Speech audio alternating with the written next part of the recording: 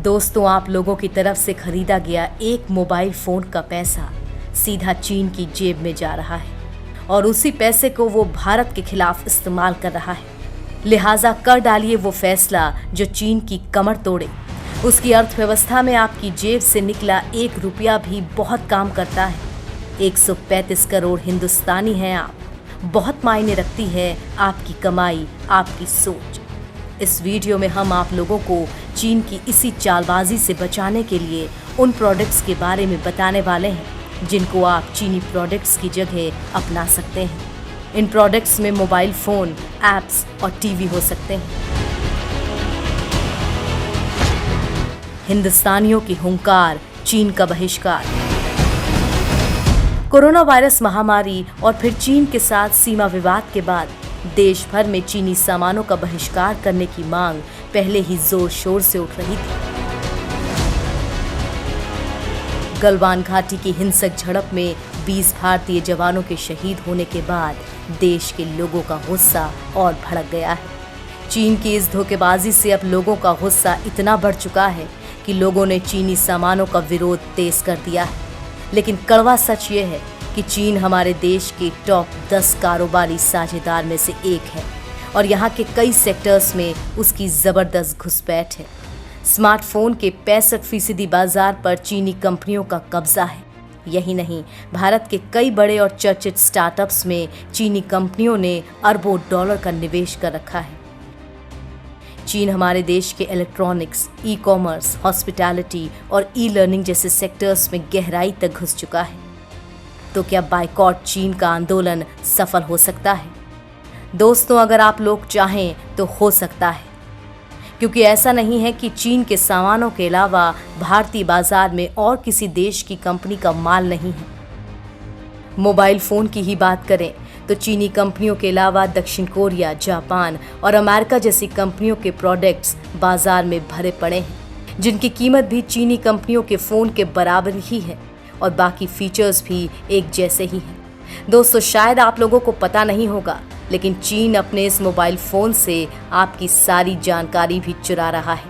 और इतना ही नहीं, समय आने पर इन मोबाइल फ़ोन्स को वो आपके देश के खिलाफ इस्तेमाल भी कर सकता है। मौजूदा समय में चीन हमारा सबसे बड़ा दुश्मन है और जिस तरह के हालात अभी सरहद पर बने हुए हैं, उससे युद्ध की आशंका को नकारा नहीं जा सकता।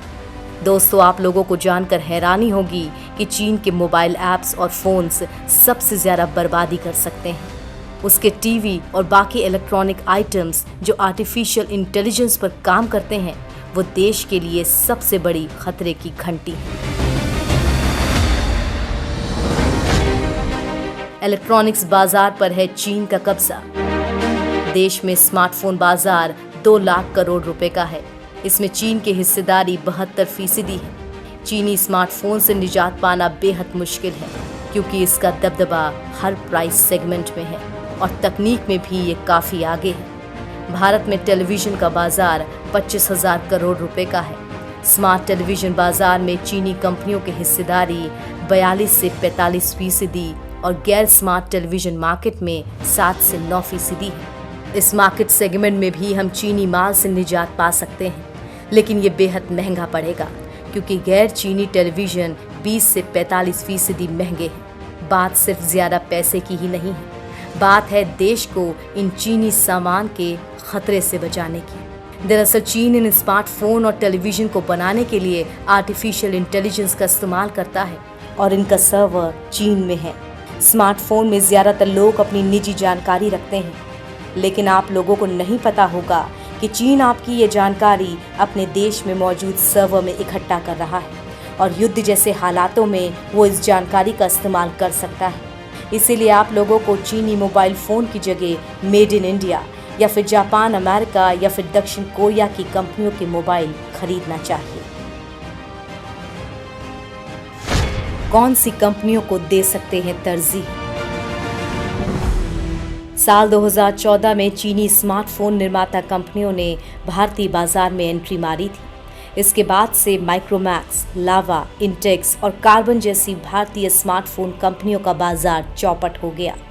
चीनी कंपनियों शाओमी, वनप्लस, वीवो और ओप्पो जैसी कंपनियों ने भारतीय बाजार में सस्ते स्मार्टफोन्स लॉन्च करके इन भारतीय कंपनियों के लिए बड़ी चुनौती खड़ी कर दी, जिसके बाद से इन कंपनियों का भारतीय बाजार में मार्केट शेयर लगातार गिरता रहा और इनमें से कई कंपनियां बंद होने की कगार पर पहुंच गईं। लेकिन एक बार फिर से इन भारतीय कंपनियों के लिए उम्मीद की एक किरण दिखाई दी है। इन कंपनियों ने वापसी की उम्मीद जगाई है। माइक्रोमैक्स कंपनी ने पिछले दिनों ही अपने ट्विटर हैंडल से वापसी करने की बात कही है। यही नहीं, ऐसी भी खबरें सामने आ रही हैं कि कार्बन और लावा जल्द ही भारत में लो बजट स्मार्टफोन पेश करने वाली हैं। अगर चीनी कंपनियों के स्मार्टफोन्स पर पाबंदी लगती है तो इन भारतीय कंपनियों को फिर से देश में अपने पांव पसारने का मौका मिलेगा और जो आत्मनिर्भर बनने का सपना पीएम मोदी ने देखा है वो भी पूरा होगा।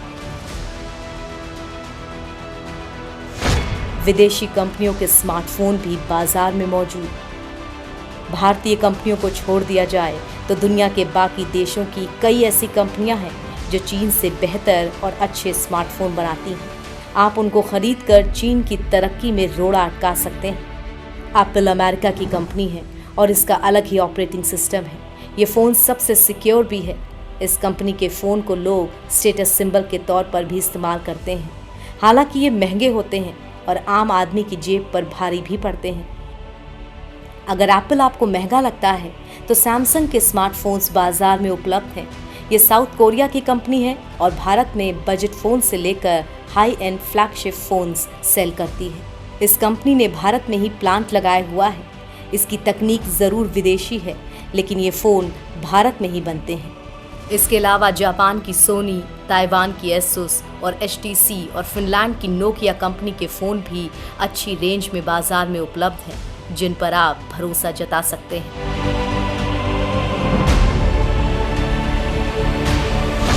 चीनी ऐप का भी भारतीय बाजार पर कब्जा। भारत चीन सीमा पर जो हुआ उसके बाद हो सकता है कि भारत सरकार भी चीन के खिलाफ कोई सख्त कदम उठा ले। ऐसे में भारत से चीनी कंपनियों को बाहर का रास्ता भी दिखाया जा सकता है। मोबाइल फ़ोन की तरह ही मोबाइल ऐप में भी चीनी कंपनियों का भारतीय बाजार पर कब्जा है। ये कुछ ऐसी ऐप्स हैं जो भारत के हर मोबाइल फ़ोन में मिल जाएंगी। TikTok app. भारत में ये ऐप युवाओं के बीच खासा पसंदीदा ऐप माना जाता है। कहा जाता है कि देश में जिस युवा के पास स्मार्टफोन है उसमें ये ऐप ज़रूर मिलेगा। भारत में तो बहुत से लोग टिकटॉक से ही स्टार तक बन गए हैं। चीनी कंपनी बाइटडांस का ये प्रोडक्ट भारत में करीब 11.9 करोड़ लोग इस्तेमाल करते हैं। कई बार इस ऐप पर डेटा चोरी का भी आरोप लग चुका है। हाल के समय में कई लोगों ने इस ऐप को डिलीट करना शुरू कर दिया था, जिसकी वजह से इसकी रेटिंग काफ़ी गिर गई थी। इसकी बड़ी वजह थी गूगल प्ले स्टोर पर देसी ऐप मित्रों का आ जाना। हालांकि मित्रों ऐप का पाकिस्तान से कनेक्शन निकलने पर लोगों ने उसे भी डिलीट कर दिया। अगर इस ऐप को भारतीय अपने मोबाइल से हटा देते हैं तो चीन को एक बड़ा झटका लग सकता है। PUBG gaming app. बात अगर गेमिंग की हो तो पबजी वो नाम है जो हर बच्चे और युवा की जुबां पर चढ़ा हुआ है। हालात तो ऐसे हैं कि भारत में पबजी मोबाइल का सबसे बड़ा मार्केट है। दुनिया भर में इसके 55.5 करोड़ यूज़र्स हैं, जिनमें से करीब 21% यानी लगभग 11.6 करोड़ यूज़र्स सिर्फ भारत में हैं। अगर चीनी कंपनियों को भारत से बाहर का रास्ता दिखाया गया तो ये सब बंद हो जाएगा। मोबाइल ऐप के जरिए चीन चुराता है डेटा। चाइनीज़ ऐप के साथ प्राइवेसी को लेकर हमेशा से बवाल होता रहता है। भारत से लेकर अमेरिका तक की खुफिया एजेंसियां समय समय पर लोगों को चाइनीज़ ऐप्स को लेकर आगाह करती रहती हैं। अब भारतीय खुफिया एजेंसियों ने भारत सरकार को 52 चाइनीज़ मोबाइल ऐप्स को ब्लॉक करने और लोगों को इस्तेमाल ना करने को कहा है। हिंदुस्तान टाइम्स की रिपोर्ट के मुताबिक खुफिया एजेंसियों का कहना है कि ये चाइनीज़ ऐप सुरक्षा और प्राइवेसी के लिहाज से ठीक नहीं।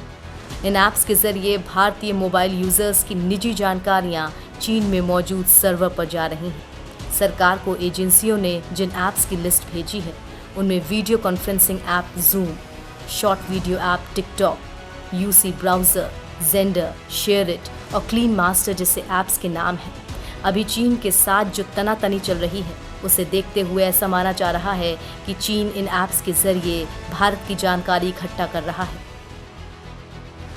दोस्तों, अगर आप लोग सच में अपने 20 भारतीय जवानों की शहादत का बदला लेना चाहते हैं तो सबसे पहले अपने मोबाइल फ़ोन से इन चाइनीज़ ऐप को डिलीट कर दीजिए। अगर आपके पास पहले से ही किसी चाइनीज़ कंपनी का फ़ोन है तो उसे तोड़ने या बदलने से कुछ नहीं होगा, क्योंकि पैसा तो पहले ही चीन की जेब में जा चुका है। लेकिन आगे से ध्यान रखिए कि चाइनीज़ प्रोडक्ट्स को नहीं खरीदना है, क्योंकि आपको नहीं पता आपकी तरफ से खरीदा गया एक प्रोडक्ट का पैसा भी चीन आपके देश के खिलाफ ही इस्तेमाल कर रहा है।